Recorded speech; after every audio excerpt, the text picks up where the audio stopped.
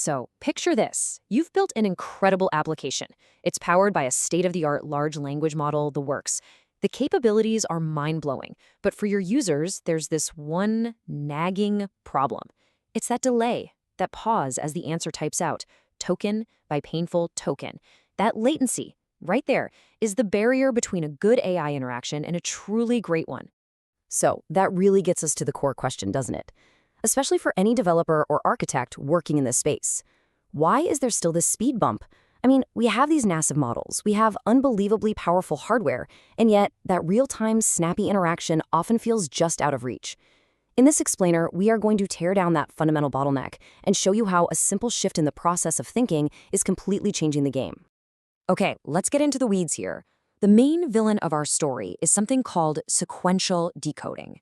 Pretty much every modern LLM, you name it, GPT-4, Claude, they all generate text this way, one word or one token at a time.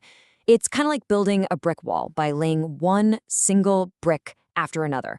Yep, it's methodical, but it is inherently slow, and all that latency just stacks up.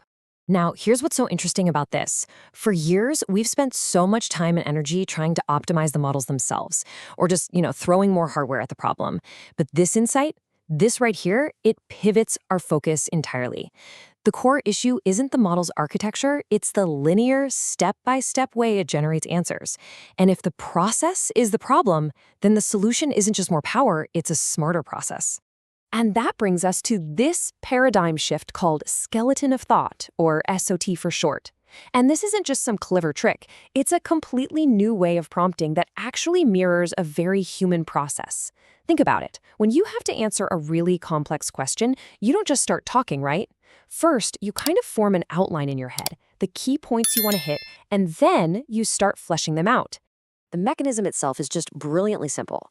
First, you prompt the model to generate just the skeleton of its answer, a few bullet points, a quick outline. Then, once you have that structure, you unleash the second step, expanding every single point of that skeleton, all at the same time. And this, right here, is where the magic really happens. We're shifting from that slow, single-file line of sequential decoding to a multi-lane superhighway. The model is no longer writing one long, continuous answer. Instead, it's writing all the different paragraphs at once. This really illustrates the technical difference perfectly. On one hand, you have traditional generation. The latency is cumulative, meaning every single token adds to your total wait time. But with SoT, you're firing off multiple, shorter generation processes all at the same time. You could be doing this with parallel API calls to a service like OpenAI, or with batch decoding if you're running models locally. The principle is the same. So your total latency is no longer the sum of all the parts, it's simply the time it takes to generate the single longest section. That's a fundamental change in the entire equation. So, okay, we know it's faster. But every engineer watching this knows there's no such thing as a free lunch. So what's the trade-off? Well, this is where the story gets really compelling. Skeleton of thought doesn't just give you a speed boost. It actually delivers an unexpected and incredibly valuable improvement in the quality of the answers themselves. Let's talk speed first. We're seeing up to a 2.39x speedup in end-to-end generation latency. And I really want to stress this for every developer out there. This is achieved with zero changes to the model's architecture, the system, or the hardware. It is a purely data-centric optimization. That's it. And this isn't some one-off result for a single model either. These performance gains are consistent right across the board, from the GPT family to Claude to open-source models like Vicuna. The latency reduction is significant and it's repeatable, which proves this isn't some fluke. It's a genuinely practical tool you could put into your production systems today. But here's that counterintuitive part I mentioned. Why does the quality actually go up? Well, this quote really gets to the heart of it. By forcing the model to create an outline first, you're making it plan. It has to actually think about the different facets of a question before it starts writing. And the result? You get answers that are more structured, more diverse, and far less likely to get stuck in some repetitive loop. And the data, well, the data backs this up completely.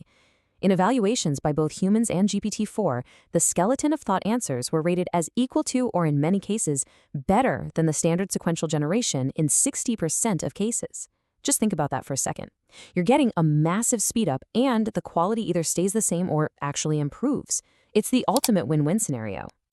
But, of course, no technique is perfect. To really use this tool effectively, we have to understand its limitations. The very thing that makes skeleton of thought so fast, its parallel nature, is also its Achilles heel in certain situations. So SEOT is absolutely fantastic for things like knowledge-based questions, brainstorming, or summaries, tasks where the different points are largely independent of each other. But it really breaks down on tasks that need strict sequential reasoning. Think about a math problem or a coding challenge. You can't solve step 3 without knowing the result of step 2. In those cases, trying to parallelize the steps doesn't just fail. It pretty much guarantees you'll get the wrong answer. So, how do we get the best of both worlds? The solution is actually quite elegant. You add an intelligent decision-making layer right on top, and that's the adaptive router. This is SoT-R, or skeleton of thought with a router. It's a simple but really powerful concept. Before generating any response, a router module looks at the user's query. If it's a knowledge-based question, great. It triggers skeleton of thought for maximum speed. But if it's a math problem, it defaults back to the standard, reliable sequential decoding. And what this gives you is a production-ready system that is both fast and smart.